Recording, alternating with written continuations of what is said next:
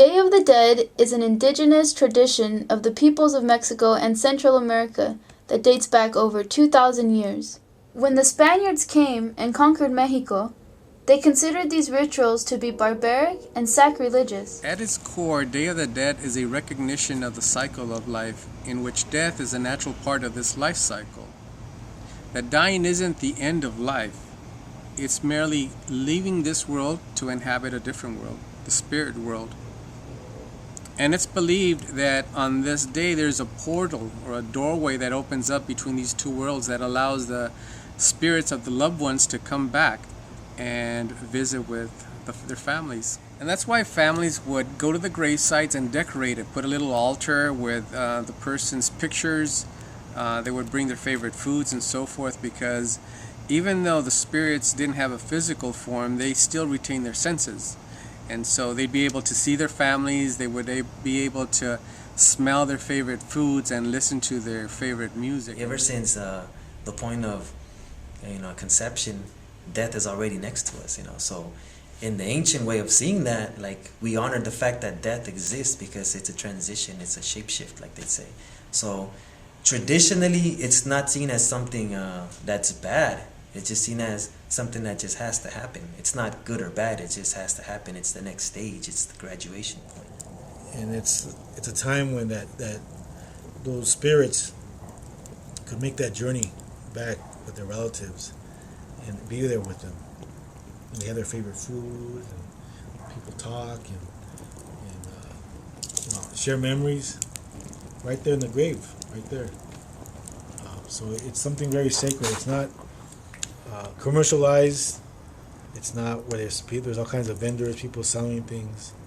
It's focused just on that, making that connection with those loved ones that have passed on. Day of the Dead is evolving to include the nuances of the communities where it's practiced. Even here in the U.S., it's finding its own distinct form of expression. I'd put on a picture of my brothers with my father, a picture of my mom, and she was involved with the Farm Workers Union, so I put buttons out, huelga flags. So anything that remind me of the memories that we have together. Flowers, you have to represent the four elements of nature: earth, wind, fire, and water. So with water, you have to provide a drink to quench the thirst of your spirits that come back. Fire is represented by candles.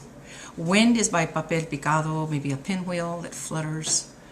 And earth would be food, corn, any kind of food, really, tamales. Catrina was an invention of Jose, I think his name is Jose Guadalupe Posado.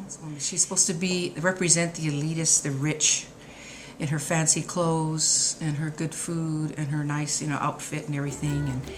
But it's supposed to represent the fact that even rich people don't escape death. Nobody can escape death, no matter even rich or poor. And it's beautiful in a sense because a lot of those things come from our ancient traditions, like the Cempasúchil, the name, Sempa 20, Sempawali, and then Xochitl flower, right? There's all these things that are directly linked through the language, through symbolism, to our ancestors, El pan de muerto too, like we were saying earlier about death and how we see it as something that's part of life, that it's two opposites that create what we are today. So, and now it's changed a lot more, of course, it's become a lot, more commercialized, but the beautiful part of it is that it's still here and it's strong and it's very deeply rooted in ancient traditions. Whereas if you look at the Latino or the Mexican perspective, and you see, they make bread with calaveras, and it's something funny, it's something that you laugh at, it's something that you eat because it's a stage of life. No one gets out of here alive. Everyone dies. It is what we share in our humanity. So because it's something that makes us united with the rest of the world, we embrace it in a different way. We see it as a passage of life, as opposed to something that you're supposed to be afraid of. My grandmother passing away, and I remember when she was in bed, and she got diagnosed with diabetes, and they started cutting her body parts, her toe, her foot, her leg, and at one point she was said, "I'm done," stop that, you don't think I have any dignity, and that to me it was very powerful because she was saying, like, I have dignity, I can die, I can accept death, it's okay, I'm not afraid of it, what I'm afraid of is you chopping me up. Basically, is what she was saying. In the Dia de los Muertos, and there's a community altar, and you stand beside someone who has lost their mother or their father or their lover or their husband or their child,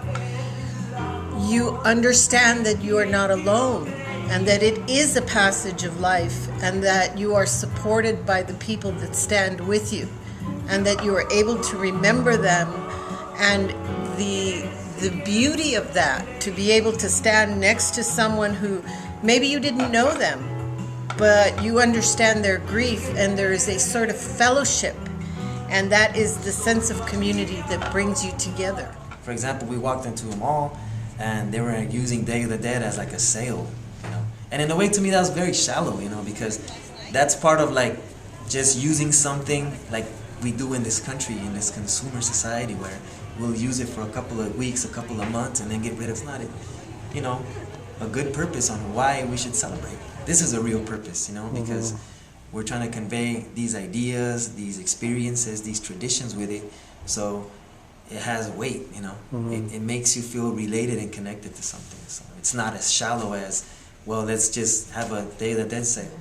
The key values behind the day is really to honor those people who have passed before you and who have contributed to your life, who have, as they say, you know, I'm standing on the shoulders of someone who came before me. To face life and death with the sense of happiness. You know, death isn't all, it's a transition.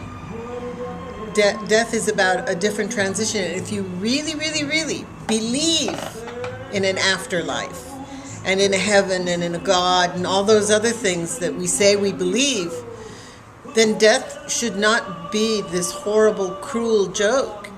It is going home.